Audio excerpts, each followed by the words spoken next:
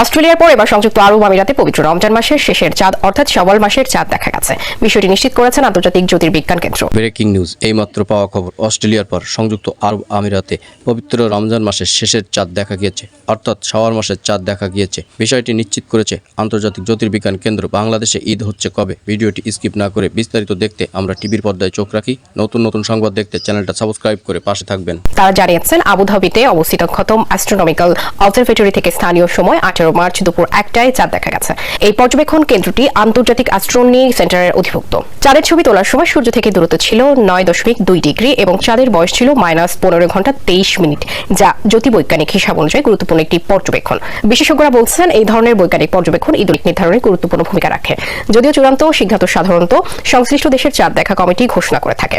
এর আগে অস্ট্রেলিয়ায় শাওয়াল মাসের চাঁদ দেখা গেছে। তারা ঈদ উল ফিতরের তারিখও ঘোষণা করেছে। দেশটির রাষ্ট্রীয় সংস্থা অস্ট্রেলিয়ান ফতোয়া কাউন্সিলের তথ্য মতে 1447 হিজরি সালের রমজান শেষ হবে বৃহস্পতিবার অর্থাৎ 19 মার্চ। এই হিসেবে শুক্রবার অর্থাৎ 20 মার্চ ঈদ উল ফিতর উদযাপন করা হবে।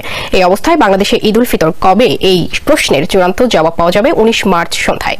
ওই দিন জাতীয় চাঁদ দেখা কমিটির গুরুত্বপূর্ণ বৈঠক অনুষ্ঠিত হবে, যেখান থেকে শাওয়াল মাসের চাঁদ দেখার উপর ভিত্তি করে ঈদের তারিখ ঘোষণা করা হবে।